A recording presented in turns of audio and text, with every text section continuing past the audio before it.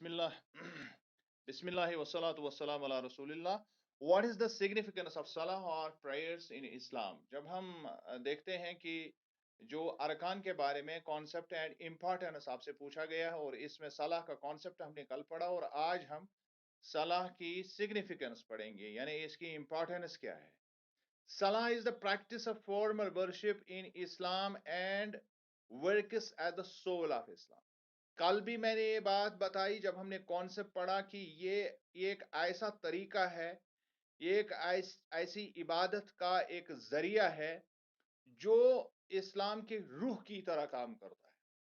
اور وہ شخص جو اس عبادت کو اچھی ڈھنگ سے اچھے طریقے سے نبھاتا ہے تو باقی مسائل بھی اس کے لیے آسان ہو جاتے ہیں. یہ جس کو ہم کہہ سکتے ہیں کہ یہ ایک طرح سے ایک علل اعلان وہ شخص جو ہے جب ہم یہ کہہ سکتے ہیں کہ وہ علل اعلان اسلام کا دائی تسلیم کیا جاتا ہے. کیونکہ وہ دن میں 5 مرتبہ اپنے آپ کو روک کے اس کے لیے ٹائم نکال کے یہ اس کی ڈیڈیکیشن اور اس کا جو اٹیچمنٹ اسلام کے ساتھ ہے اس کو ظاہر کرواتا ہے. اور یہ چیز بڑی ہی امپورٹنٹ ہے اور صحابہ اور خود رسول اللہ صلی اللہ علیہ وسلم جو ہے اس کا سخت تاکید کرتے تھے اور جو ہماری پہلی جنریشن تھی وہ اس کو بہت ہی جس کو ہم کہہ سکتے ہیں کہ مطلب تن من دن سے اس میں لگے رہتے تھے. مطلب نماز چھوڑنا تو دور کی بات ہے، مطلب اس میں ذرا سی لغزش بھی وہ برداشت نہیں کرتے تھے because it is the soul of Islam. اور یہ بہت سارے احادیث سے ثابت ہے جو رسول اللہ صلی اللہ علیہ وسلم نے اس کے بارے میں جو وارد ہوئے ہیں آپ سے جو بھی چیزیں وارد ہوئی ہیں. اور اس کے علاوہ کل ہم نے بات کی کہ قرآن نے اس کو کافی زیادہ مرتبہ اس کو ڈسکس کیا ہے اور اس بات پر بہت زیادہ زور دیا گیا ہے. So its importance for Muslims is indicated by its status as the most popular of the 5 pillars of Islam. اور جب ہم اس کی امپورٹنس پر ہم بات کریں گے تو یہ جو اسلام کی رسمی عبادات جن کو ہم ریچول ورشپ بھی کہتے ہیں تو یہ بڑا ہی اہم ہے. اس کا سٹیٹس، اس کا درجہ، اس کی حالت کافی اہم ہے مسلمانوں کے لیے کیونکہ جو سب سے مشہور فنڈامنٹل جو ہمارے 5 پلرز ہیں ان میں سب سے مشہور ترین یہی 5 ٹائم صلاح ہے. یہ سب سے مشہور ہے ان میں سے اور سب سے اعلیٰ درجے کی عبادت ہے کیونکہ یہ ڈیلی بیسس پر ہے اور اس کا ایک سیٹ شیڈول ہے، ایک سیٹ طریقہ ہے اور ہر مسلمان پر یہ فرض ہے. Even people with physical difficulties have to perform it in a way suitable for them. اگر کوئی انسان جو ہے اس کا متحمل نہیں ہو سکتا ہے کسی خاص وجہ سے جو اس کی اصل شکل ہے تو جس شکل سے بھی وہ پڑھ سکتا ہے اس کو وہ کلیئر کرنی ہے. یہ میں پھر سے سمجھاؤں گا میں نے کیا کہا. یعنی کوئی شخص جو ہے وہ رکو نہیں کر سکتا ہے تو اشارے سے وہ کرے. کوئی شخص جو ہے بیڈ ریڈن ہے تو اس کو اشارے سے وہاں پر پڑھنی ہے. نماز کو چھوڑنا جو ہے کسی بھی صورت میں جائز نہیں ہے. اس کے چند ایک مطلب جو جس کو ہم کہہ سکتے ہیں کہ یہ بالکل ایک مطلب ایک خاص مطلب فزیکل ڈسیبلٹی میں ہی انسان جو ہے جو مینٹل ڈسیبلٹی جس کو ہم کہتے ہیں اسی میں ہی اس کو چھوڑنے کی اجازت ہے. اور اسی طرح چند ایک چیزیں جو ہے آگے چل کر جن کے بارے میں ہم بات کریں گے.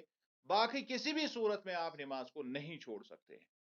So, according to the most popular opinion of Islamic scholars, if a person doesn't pray 5 times a day, is a disbeliever. یہ عام طور پر چونکہ میں ذاتی طور پر میں اس کا قائل نہیں ہوں لیکن یہ ایک پاپولر بلیف ہے، یہ ایک پاپولر جو ہے اوپینین ہے اسکالرس کی. مسلمان جو زیادہ تر جو اسکالرس ہیں ان کی رائے یہی ہے کہ کوئی بھی شخص جو نماز 5 مرتبہ دن میں ادا نہیں کرتا ہے تو وہ از اے ڈسبلیور. I simply I don't disagree with it لیکن میں اس میں تھوڑی سی amendment مطلب میں کرتا ہوں. جب مجھے کوئی پوچھتا ہے تو میں کہتا ہوں کہ it's an act of disbelief. It's an act of disbelief and I don't think کہ کوئی شخص جو ہے اسلام سے خارج ہو جاتا ہے بلکہ وہ اس ایک طرح سے اس عمل کو کرتا ہے جس کے ذریعے سے وہ اپنی نافرمانی کا اظہار کرتا ہے. میں اس کو سمجھتا ہوں کہ کیونکہ اللہ کے نبی نے جو من ترک الصلاۃ متعمدا فقد کفر کا لفظ استعمال کیا. کفر یہ ورب ہے، فعل ہے، یہ اسم نہیں ہے. اور اسم اگر ہوتا تو اس کا مطلب ہے اسم جو ہے وہ جس کو ہم کہتے ہیں وہ پرمننٹ ہوتا ہے. یعنی فقط فقط کان من الکافرین اگر اللہ کے نبی نے فرمایا ہوتا تو اس کا مطلب ہے کہ پھر تو حکم ہو گیا، مسئلہ ختم. لیکن یہاں اللہ کے نبی فقط کفر یعنی اس نے کفر کیا، an act of disbelief. تو دیٹ از مائی کہ میری اپنی یہ ذاتی رائے ہے. تو زیادہ تر اسکالرس مانتے ہیں کہ یہ صرف ایکٹ آف ڈس بلیف نہیں ہے بلکہ it actually makes a person disbeliever. According to a famous tradition of Prophet Sallallahu Alaihi Wasallam, Salah is a dividing line between a disbeliever and a non-believer. تو اسی طرح اللہ کے نبی کے سے جو وارد ہوا ہے اس کے بارے میں جو مختلف احادیث کی جو چونکہ اس کی انٹرپریٹیشن کا مسئلہ ہے، میں ایک مرتبہ پھر وہی بات کروں گا کہ اللہ کے نبی نے فرمایا کہ ایک مومن اور ایک کافر کے بیچ کا فرق جو ہوتا ہے وہ نماز ہے. تو اس کا مطلب جب لوگ لیتے ہیں کہ اب کسی نے ایک دفعہ چھوڑ دیا تو اس کا مطلب ہے اس نے اس وقت عمل کیا، کفرانہ عمل کیا. میں اس کو اس طرح سے دیکھتا ہوں. So prayer is obligatory or farz to all the sane and pubescent Muslims except those who are very sick, menstruating and too elderly. یہی تین چیزیں جو میں نے پہلے کہا کہ جن پرستھتیوں میں جن جن جن مشکلات میں انسان نماز کو چھوڑ سکتا ہے، جس میں اجازت ہے، وہ صرف یہی تین چیزیں ہیں. اف یو آر ویری سک خاص کر اگر مینٹل النس ہے تو اس وقت یہ بالکل اس سے بری ہو جاتا ہے. لیکن اگر آپ اس قدر مطلب دورے پڑ رہے ہیں یا کوئی شخص جو ہے بار بار بے ہوش ہو جاتا ہے تو اس وقت اس پر نماز جو ہے فرض نہیں رہتی ہے. تو اس کے علاوہ جو مینسٹرویٹنگ ویمن ہوتی ہے جو یا تکلیف چونن وہ عورتوں کا جو حیض کا معاملہ ہوتا ہے، اگر اس سے گزر رہی ہیں عورتیں تو اس کو ان دنوں میں بالکل جس کو ہم کہہ سکتے ہیں وہ چھٹی ہے، لیو ہے. And then comes to elderly people جن کا بہت زیادہ جو نقص آ جاتا ہے دماغ میں، عقل میں ان کے نقص آ جاتا ہے، بھول جاتے ہیں، ان کو پتہ ہی نہیں ہوتا ہے، وہ بچوں کی طرح بہیو کرتے ہیں، تو ان کے لیے بھی پھر نماز جو ہے وہ ضروری نہیں رہتی ہے. تو یہ دو تین ایسی چیزیں ہیں. باقی جتنے بھی مسلمان ہیں، one who is scene and پیوبسنٹ، کوئی بھی شخص جس کی دماغی حالت صحیح ہے اور جو شخص پیوبسنٹ ہے یعنی بالغ ہے، ان پر یہ فرض ہے ایکسپٹ دیز تھری. سو اس سے امپورٹنس جو ہے مطلب کلیئر ہو جاتی کہ کتنا امپورٹنٹ ایکٹ ہے. So further the importance of صلاح اور prayers can be further elaborated in the following points. اس کے علاوہ بھی اس کے اور بھی نقطے ہم نکال سکتے ہیں جس کے ذریعے سے ہمیں یہ سمجھ آ جائے گا کہ کتنی زیادہ ضروری ہے نماز. تو the first point is Salah is the first thing for which the servant will have to account for on the day of resurrection. مجھے یہاں ایک واقعہ یاد آیا. میں بہت چھوٹا تھا تو ہمارے پیرنٹس نے یہاں پر ہمارے محلے میں مسجد بنائی تھی اور یہاں پر ایک میسن رہتا تھا. تو اس نے ہاتھ سے وہاں پر ایک جس کو ٹائل سے بنائی تھی لیکن ہاتھ سے اس کو کاٹا تھا. روز محشر کی جہاں گداز بود اولین پرسش نماز بود، اسے اس میں لگایا تھا. وہ مسجد ہم نے پھر مطلب اس کو منہدم کیا گیا اور اس کی جگہ پر ایک بڑا آج تعمیر ہوا ہے. لیکن مجھے آج بھی وہ یاد ہے کہ پھر اس نے کہا تھا کہ بچوں آپ کو معلوم ہے کہ قیامت کے دن سب سے پہلے، یہ وہ میسن کہتا تھا، وہ پڑھا لکھا تھا تھوڑا بہت، تو اس نے کہا کہ اللہ اس کی مغفرت کرے، بہت پہلے وہ اس دنیا سے رخصت ہوا ہے، ہمارے ہی گاؤں کا تھا. تو اس نے کہا کہ آپ کو پتا ہے کہ سب سے پہلے جو قیامت کے دن جس چیز کے بارے میں پوچھا جائے گا وہ نماز ہے. مجھے یہاں یاد آ گیا، اللہ اس کی مغفرت فرمائے. تو یہ صحیح بھی ہے کہ پہلی چیز جو پوچھی جائے گی جس کا قیامت کے دن جو فرسٹ جس عمل کے بارے میں، یہ اللہ کے حقوق کے بارے میں جب بات ہوگی تو وہاں پر صلاح کو سب سے پہلے رکھا جائے گا. And you have to account for it, اور آپ کو اس کے لیے ذمہ دار ٹھہرایا جائے گا اور آپ کی ذمہ داری کو چیک کیا جائے گا کہ ویدر یو ہیو ایکچولی آپ نے سب کچھ کیا یا نہیں کیا. یہ سارا جو ہے جو بھی آپ پر فرائض عائد ہوئے ہیں، کیا وہ کر رہے ہیں یا آپ نہیں کر رہے ہیں، ادا کیا ہے یا نہیں کیا، اس میں کتنی کمی آپ نے رکھی ہے اور کتنا فلفل آپ نے اس کو کیا ہے، تو اس سے آپ کا فیصلہ ہو جائے گا. And in a narration from Tamim ad-Dari, radiyallahu ta'ala anhu, says that the Prophet sallallahu alaihi wasallam said that the first thing for which the servant will have to account for on the day of resurrection is his prayers. اور یہ اللہ کے نبی سے ایک مشہور صحابی جن کا نام تمیم الداری ہے، ان سے مروی ہے کہ آپ صلی اللہ علیہ وسلم نے فرمایا کہ سب سے پہلی چیز جو بندے سے قیامت کے دن اللہ پوچھے گا، جس کے لیے اس کو ذمہ دار ٹھہرایا جائے گا، وہ ہے اس کے پریئرز، اس کی نماز.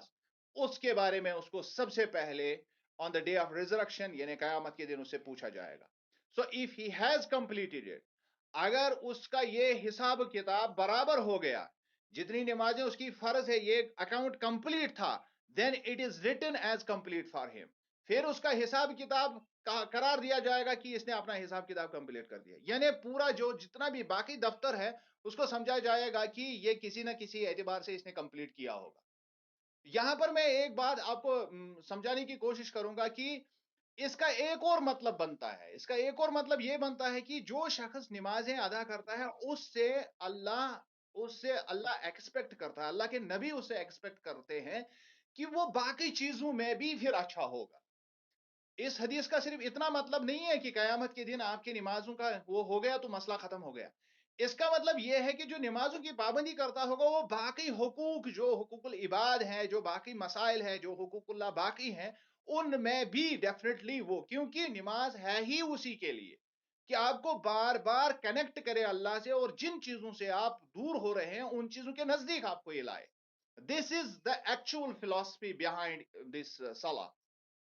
So, but if he has not completed it, then Allah will say to his angels, see, do you find any optional prayers for my servant so that you may complete his obligatory prayers with them. تو اب یہ اللہ کا رحم ہے کہ اگر کسی کے فرض نمازوں میں کمی رہ گئی ہے تو پھر ملائکہ سے پوچھا جائے گا کہ اس کے اکاؤنٹ میں دیکھ لو کہ کہیں پر اس نے کوئی نفل نماز ادا تو نہیں کی ہے. دیٹ از وائی کہ موسٹ آف دا اسکالر سے جو ہم فرض کے ساتھ جو ہم سنت موقدہ پڑھتے ہیں، یہ اصل میں اللہ کے نبی صلی اللہ علیہ وسلم نے مسلمانوں کے لیے ایک ذریعہ نجات رکھا ہے. کیونکہ یہ چیزیں جب وہاں پر جب ریکننگ ہوگی تو وہ شخص اگر کوئی شخص مان لیجئے کہ اپنی بلوغیت کی حالت میں وہ 40 سال زندہ رہا تو اس نے صرف 20 سال نماز پڑھی، لیکن اگر ہم دیکھیں گے کہ کاؤنٹ کریں گے جو فرض نمازیں جتنی ہیں اس سے کئی زیادہ جو ہے سنت موقدہ کی نمازیں ہیں، تو اس کا اکاؤنٹ کلیئر ہو جائے گا. یہ ہے اللہ کے نبی کی وہ مطلب جو ان کو امت کے ساتھ محبت تھی. یہ کوئی برڈن نہیں ہے ہمارے لیے. جو انہوں نے نمازوں میں جو اضافہ جو ہے، یعنی جو مان لیجئے جو ہم صبح کی 2 فرض رکعتیں ادا کرتے ہیں لیکن اس کے ساتھ 2 سنتیں بھی ملا کے پڑھتے ہیں. اسی طرح ہم دوپہر میں جب ہم پڑھتے ہیں ظہر کی نماز تو اس میں ہم 6 سنتیں ملا کے پڑھتے ہیں. اور اسی طرح عصر کے ساتھ بھی پہلے اوابین کے سنتیں پڑھی جاتی ہیں، اور اسی طرح پھر مغرب کے ساتھ 2 سنتیں اور پڑھی جاتی ہے، پھر جو ہے عشاء کے ساتھ 4 سنتیں اور پڑھی جاتی ہیں. تو یہ اصل میں یہی اس حدیث کو اگر آپ دماغ میں رکھیں گے تو یہ اصل میں اللہ کے نبی نے کیونکہ وہ رحمت للعالمین ہے، ہی از دا مرسی ٹو آل ہیومن کائنڈ، تو اس وجہ سے انہوں نے اس مہربانی کا سایہ ہم پر رکھ دیا کہ جب ان کا اکاؤنٹ لگے گا ان کو پتا نہیں ہے تو تب جا کے ان کی جو فرض نمازیں جو فوت ہو گئی ہیں، جو فرض نمازیں ان کے ہاتھ سے نکل گئی ہیں، تو ان کا جب حساب کتاب لگے گا تو بھرپائی ہوگی ان ہی نوافل سے، ان ہی سنت موقدہ سے. اللہ اکبر. So as reported by Anas radiallahu ta'ala anh, that the Prophet sallallahu alaihi wasallam said, the first thing which a slave of Allah will be called to accountable for on the day of resurrection will be salah. اور یہ بھی ایک حدیث میں آیا ہے کہ جو اللہ کے نبی نے فرمایا کہ اس عمل کو جو شخص اس کا اکاؤنٹ کلیئر نکلے گا تو اس کا اکاؤنٹ کلیئر ہوگا.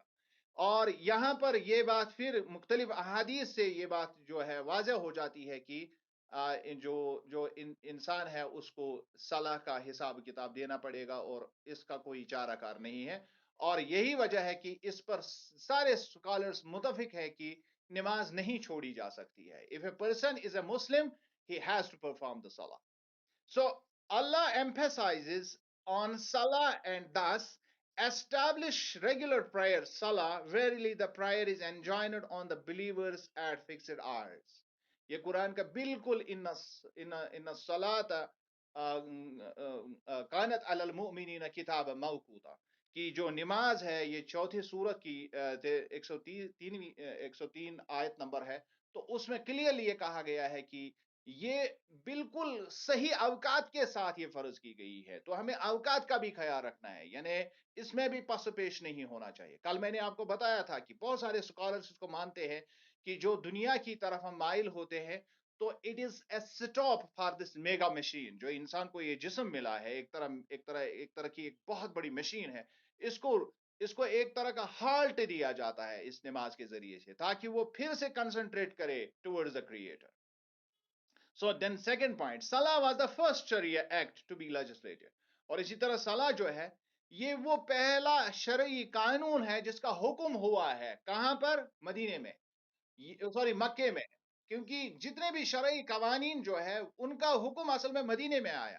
یہ واحد ایک ایسا شرعی لا ہے جس کو سب سے پہلے، اور وہ بھی مکے میں ہی اس کو اصل میں لیجسلیٹ کیا گیا ہے۔ اٹ واز دا اونلی شریعہ ایکٹ دیٹ واز میڈ واجب obligation on Muslims in Mecca before the hijrah to Medina۔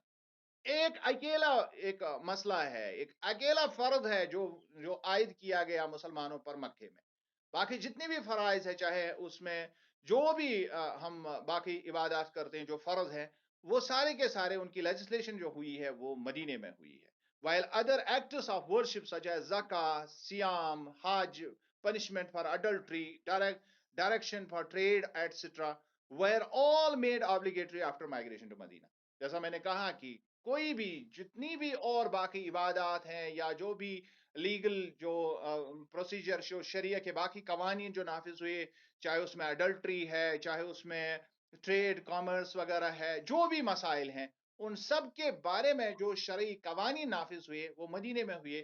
یہ اکیلا قانون جو ہے یہ مکے میں بنا ہجرت سے پہلے، کیونکہ 10 نوی میں آپ کو میں نے پہلے ہی بتایا تھا، شاید 11th میں جس نے وہ رسول اللہ صلی اللہ علیہ وسلم 10ویں چیپٹر میں ہم نے پڑھا تھا کہ رسول اللہ صلی اللہ علیہ وسلم جو مدینے میں جو مکے میں جب ان کے ساتھ بہت زیادہ زیادتی ہو گئی تھی، جو شیب ابی طالب جس گھاٹی میں ان کو بند کیا گیا تھا، جب آپ کے ساتھ بہت زیادتیاں ہوئی تھی جس سال، جس کو عام الحزن، اور اس کے بعد جو ہے ان کی آپ کی جو بیوی تھی وہ بھی اس دنیا سے چلی گئی، اور جو آپ کے سب سے زیادہ چاہنے والے چچا ابو طالب تھے وہ بھی اس دنیا سے چلے گئے، اور آپ صلی اللہ علیہ وسلم کافی ڈپریشن میں ہوئے، اور اس کے بعد معراج کا واقعہ ہوا اور معراج میں نمازیں فرض ہو گئی، اور دیٹ از وائی کہ یہ اکیلا واحد وہ چیز ہے جو وہاں پر جس کی لیجسلیشن ہوئی۔ Then number third point, so صلاح is the gift from the seventh heaven. ابھی جو میں کہہ رہا تھا کہ یہ 7ویں آسمان پر جتنی بھی لیجسلیشن